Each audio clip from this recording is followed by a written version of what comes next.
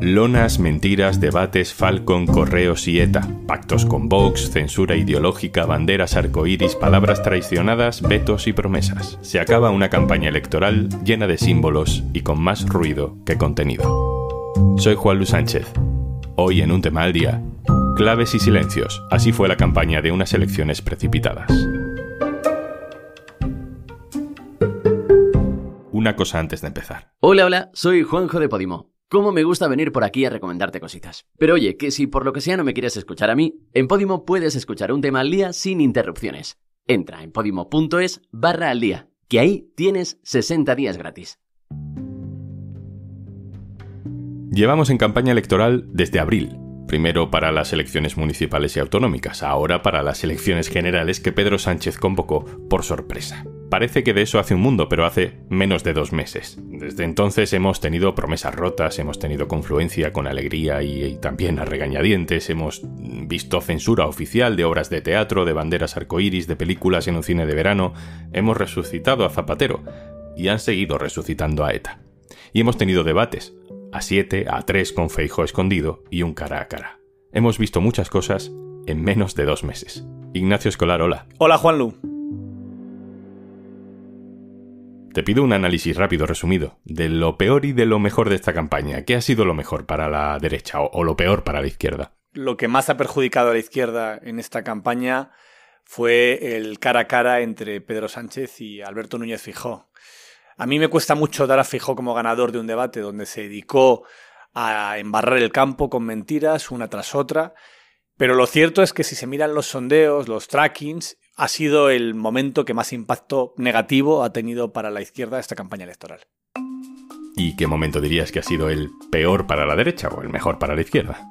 El mejor momento para la izquierda yo creo que han sido 2. Por un lado el debate a 7, que fue muy bueno para la izquierda, y por otro también ver a Feijóo este lunes en la entrevista con Silvio Icharrondo en Televisión Española tropezar en sus propias mentiras. En gran medida porque es como la vuelta del debate. En el debate Feijóo salió ganador, pero salió con una mancha, que es un tipo mentiroso, un tipo sin escrúpulos.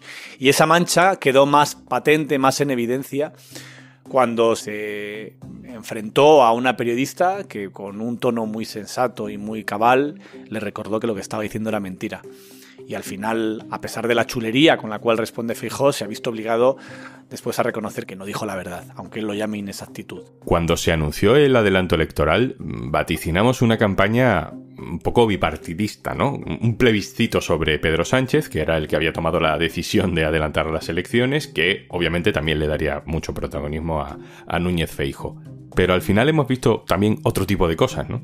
Han pasado más cosas y yo creo que al final esta campaña, aunque el resultado probablemente vaya a ser más bipartidista que las últimas 4 elecciones generales, la realidad es que ninguno de los grandes partidos puede aspirar a gobernar solo y estamos hablando de 2 tándems. Uno que es Sánchez y Yolanda Díaz y otro que es Feijóo y Santiago Abascal. Y esto están los 2 partidos, aunque se lo intenten quitar de encima, más el PP que el PSOE, todos los votantes son conscientes de ellos, que no vamos a votar un gobierno, no sé si monocolor, pero desde luego es muy improbable que sea un gobierno que pueda gobernar, prácticamente imposible, con mayoría absoluta.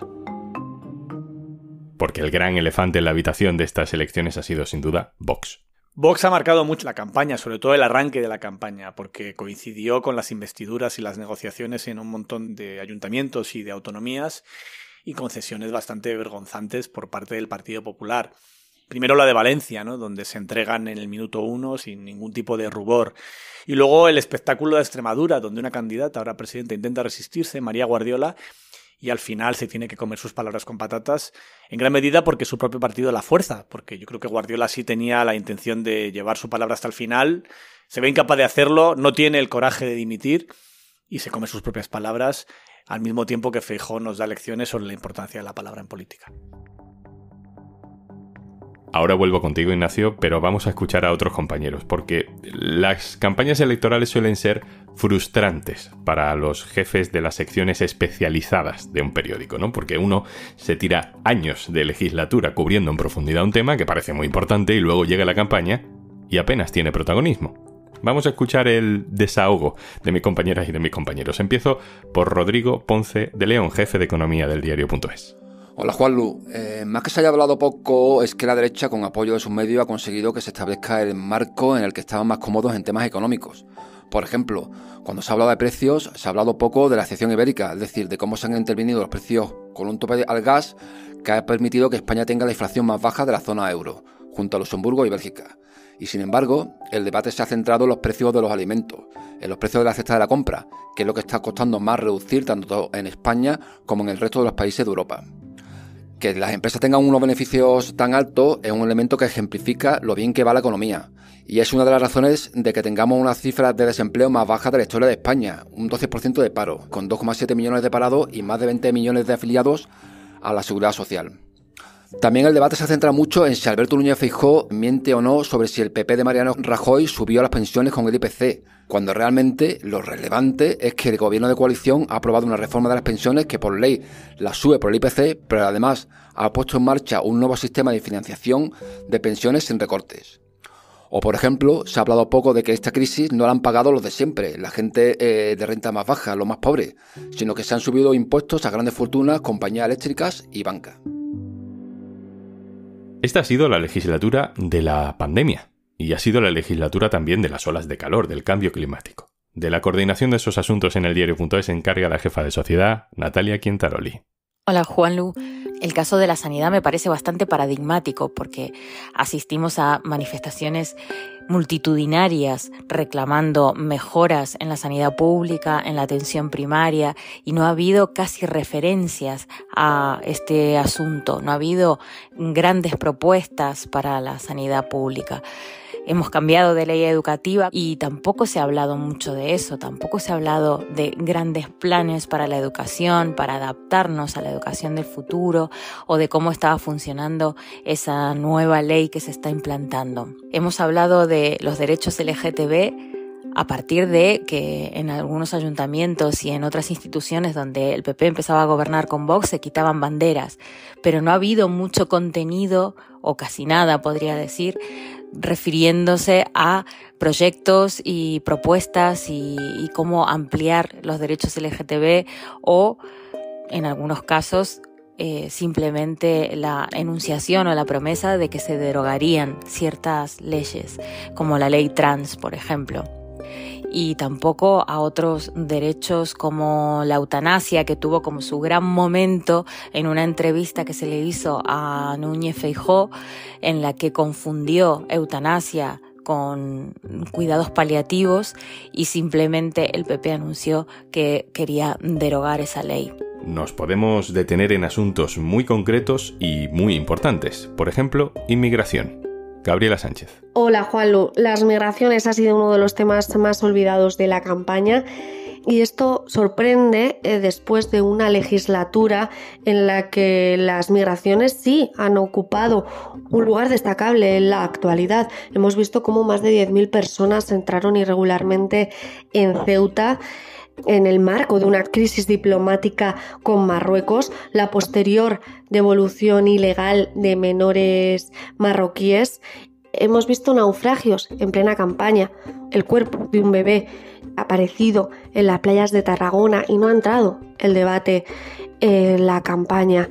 Sin embargo, se ha echado en falta poner propuestas serias sobre la mesa sobre cuál es su posición, por ejemplo, acerca de cómo evitar entradas como las que ocurrieron en la valla de Melilla, para evitar esas tragedias, qué vías legales de entrada plantean proponer para evitar muertes como las que hemos visto a lo largo de esta legislatura. No hemos sabido en profundidad cuáles son sus posiciones, aunque algunos de los partidos sí que las han introducido en sus programas electorales. Y luego está la cultura. Sí que hemos hablado de cultura, pero casi que solo para protegerla. Laura García Higueras. Hola Juanlu. Pues tristemente la cultura, seguramente el único motivo por el que se ha hablado sobre ella en esta campaña electoral, no ha tenido que ver con las medidas de los partidos, sino con los casos de censura que se han dado en las últimas semanas, pero tampoco se han mencionado en los debates. En sus programas electorales evidentemente sí que está presente y de hecho hay cosas que coinciden en varios de los partidos, ¿no? Como, bueno, pues cosas que se han quedado en el aire, como completar el estatuto del artista que contemplan PSOE, PP y Sumar, ver un poco qué va a pasar con la reforma del INAEM, el Instituto Nacional de las Artes Escénicas y de la Música, y bueno, cosas que luego cada uno por su lado tiene de distintas formas, como aumentos en presupuestos, a qué se quieren dedicar subvenciones, medidas para que atraer a la gente joven a que consuma cultura, pero bueno, me temo que hasta que no se celebren las elecciones no tenemos ni idea de qué pasará con la cultura. Y por último, uno de los asuntos centrales de la legislatura, del debate social de los últimos años, el feminismo. Esto nos dice nuestra redactora jefa de género, Ana Requena. Hola Juanlu, pues yo creo que el feminismo ha estado presente en la campaña, pero de una manera muy distinta a como estuvo hace 4 años. Y es curioso porque ha sido una legislatura de muchos avances. Ha habido una nueva ley del aborto, una ley de salud sexual y reproductiva, en la que se ha regulado y se ha ampliado el derecho al aborto, en la que se han aprobado las bajas por reglas dolorosas y por interrupción voluntaria del embarazo, por ejemplo. Tenemos una ley de libertad sexual con una parte de atención integral muy potente, se ha reforzado el Pacto de Estado de Violencia de Género, se ha aprobado la ley LGTBI, hay nuevas normas sobre transparencia salarial y creo que eso ha quedado un poco opacado, por un lado, por el embrollo legal de la ley del sí es sí y las rebajas de condenas y por otro lado por ese embrollo también dentro de la izquierda por diferenciarse y por querer desmarcarse probablemente de esas excarcelaciones. Creo que eso ha ensombrecido muchos avances que sí que han sucedido, de hecho, en esta legislatura y que yo no veo muy presentes en la campaña. Ignacio Escolar, vuelvo contigo para terminar. ¿Crees que ha sido una campaña electoral que ha cambiado mucho voto, que ha movilizado mucho voto? Yo creo que lo que está en juego no es tanto que alguien vaya a pasar de votar al bloque de la derecha o a la izquierda, sino que tiene más que ver con los flujos de la participación y la abstención. Lo que están intentando todos es movilizar a los suyos sin movilizar a los de enfrente, ¿no? En el caso de la derecha va con una ventaja, que es que está muy movilizada la derecha, que es la gran ventaja que tiene Feijóo. Y en el caso de la izquierda confían en que la campaña sirva para movilizar a un voto que además ahora es más difícil de movilizar, porque hablamos de un 23 de julio, en un momento en el que el 30% de los españoles normalmente no están en su domicilio, están en la casa de la playa o en las vacaciones o de viaje. Y claro, la clave es esa, la clave es que en un momento donde la participación es más cara que nunca, porque estamos en verano, que la izquierda sea capaz de movilizar a los suyos, porque la realidad es que la posibilidad de una victoria muy apabullante de la derecha siempre ha dependido de que la izquierda, que es mayoritaria en este país, se quede en casa. Ignacio Escolar, director del diario.es. Muchas gracias. Gracias a ti, Juanlu. Y antes de marcharnos... Pildoritas con Juan Dávila y Javi Durán. ¿Quieres ser mi padre? Con los chicos de ¿Quieres ser mi amigo? O Pijama Party con Bonbon Rage y Nuria Casas. Estos son algunos de los podcasts que solo puedes escuchar si te registras en Podimo. Y por ser oyente de Un Tema al Día, tienes 60 días gratis en este enlace. podimo.es/aldía. Esto es Un Tema al Día, el podcast del diario.es. Si te gusta lo que hacemos, necesitamos tu apoyo. Hazte socio, hazte socia en el diario.es/socio. Este podcast lo producen Carmen Ibáñez, Marcos García Santonja e Izaskun Pérez. El montaje es de Pedro Nogales. Yo soy Juanlu Sánchez. Mañana, otro tema.